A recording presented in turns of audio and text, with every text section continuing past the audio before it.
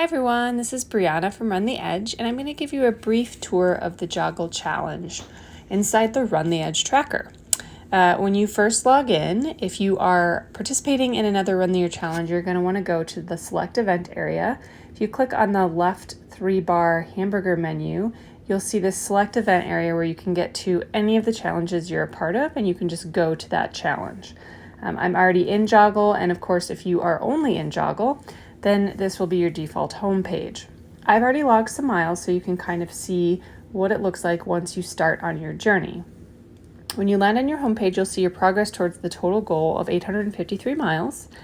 You will see how far you are to the next landmark along your journey. There are 14 different landmarks that you will be passing as you go from John O'Groats to Land's End, top to bottom of England.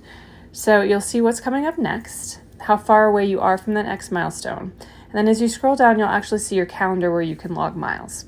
You will see in this challenge, we allow all types of activities. So you'll see you can actually toggle between the different types if you want to see where you've been logging miles. Right now I have it on all, but you can select your run miles to see that. Walk, which you can see I've not done any bike or swim. Oh wait, nope. I lied. I have swim. I did swim once. And then other would be things like maybe manual entries for elliptical or syncing for those types of things. I mostly run. So I want you to see also that you can manually enter miles at any time. If miles are already entered on a day, so if I click on, let's say the 7th where I have miles, you'll see miles that were synced from my Garmin. We sync with Garmin, Fitbit, Apple, and Strava. There's a tutorial for each in the tutorial section. It is very, very easy to sync, and I will show you where the syncing section is. But I can also manually enter miles. So if I have additional miles that I did that day that I didn't sync through, I can always do that. I can also edit any of the miles, as you can see, that have synced as well. Once I've made any edits, I'll just hit save. I don't want to change anything to my data, so I'm just going to keep it like that and X out. If there's a day that I haven't synced data, but I do have miles I want to enter, you'll see a plus or minus sign. I'm just going to go ahead and click on that. And again, I can manually enter miles in any of the categories. So it's that simple to enter your miles. You can toggle between the time frame here at the top. I'm in July, and then as I go through the challenge, I can go ahead and flip to August and so on. Obviously, we're not there yet, but I can go back and review my miles over time anytime. When I earn a landmark or pass a landmark, I'm going to get a badge for it. So when I click on like the first one that I earned, the New Bridge Chariot, 280 miles, you will see that on your calendar. I can download it, share it. You'll see all those icons down at the bottom. I will also see it in my trophy case, which I will show you in a second. So that is your main home page. We're going to go ahead and click to that 3-bar in the left and go to stats. The important thing about stats you'll notice right away is at the bottom you have this toggle between you and team. Please make sure you watch the team tutorial if you would like to form a team, join a team for this challenge. You can have teams of up to 10 to complete the distance. Our tracker logs your individual miles. I'm on the U right now, so I can see my individual stats, but also team. So if I click on team, now you can see how far my team kitty cat meow meow has gotten. And I can see how I'm doing. I can actually scroll around and see how my teammate is doing. I know my teammate Laurent is way back. I'm going to keep going. Notice you see these little Wikipedia links. We have some fun links for you where you can check out different things along the route. So you can learn along the way in addition to the landmarks that we're stopping you at. My goodness, Laurent, you are just really far behind me. But if I keep scrolling, I will find Laurent. I can also zoom out if I want to. But, just to embarrass him a little bit, we'll just keep scrolling to see where he is. There's Laurent. I don't think he's logged any miles yet. I might be just holding up the team. So if I toggle to myself, we do have some notes here, click or touch the zoom on your location. You can see the entire course if you click on that big squiggle there. So there's the whole course, or I can zoom back in. And then if I want to see any of the stats, I could actually zoom into just myself to see where I'm at. Again, those Wikipedia links are quite helpful. So if I want to see my stats, one of the things I want to note is if I'm on the calendar, the map, I'm going to be scrolling on the map I want to just put my finger to the outside. I can scroll on the full page and go ahead and go down and see my own stats. So you'll see my individual progress on the route, where my next landmark is, how far away I am, my personal best, day, week, month, a summary of my last 30 days, my mileage by month, my mileage by activity type, so you can see where I'm spending the majority of my time. And then we have a nice little area where we do have tutorials for following. I can follow individuals and teams.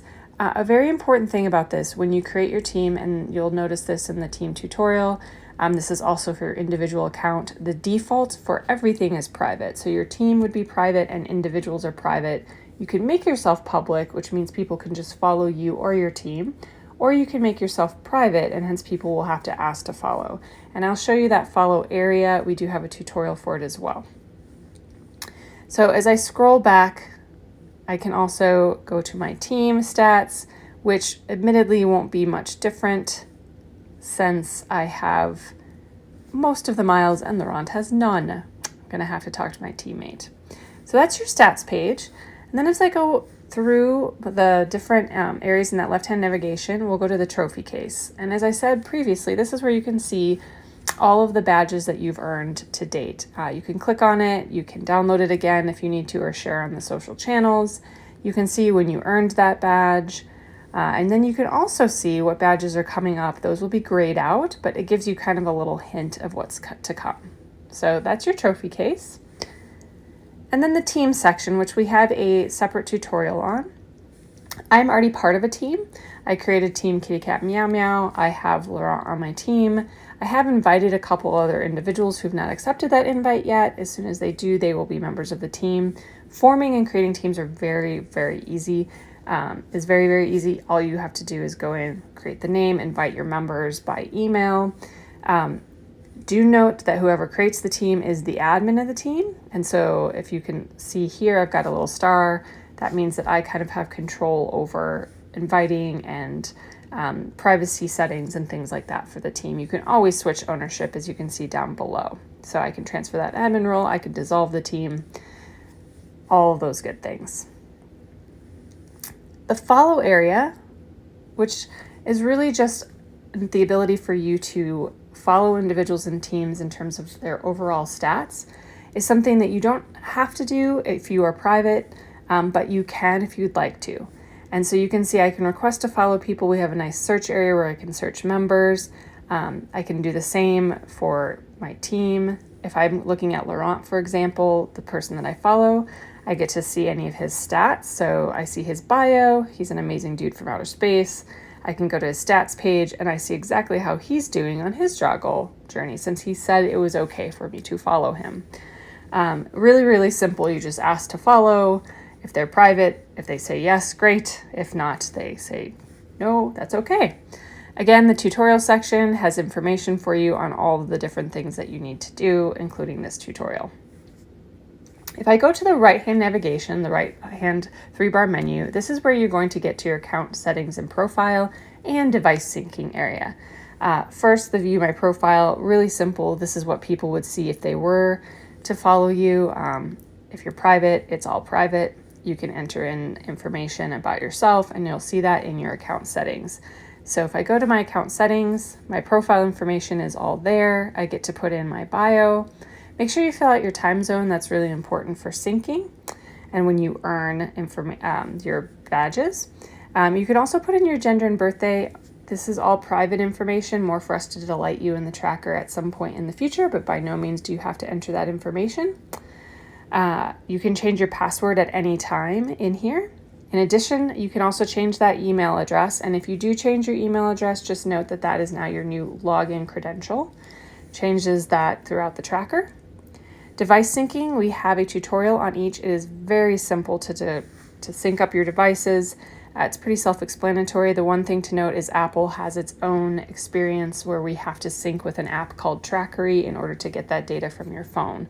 Otherwise, Fitbit, Garmin, and Strava are pretty simple connect, disconnect.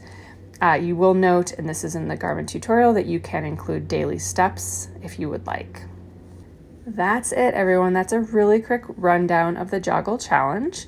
We really appreciate your participation in this. As you know, in 2022, 50% of your registration proceeds go to supporting mental health charities that so much need our help right now. This challenge, we hope, will both bring physical and mental health to you and others. Thanks again.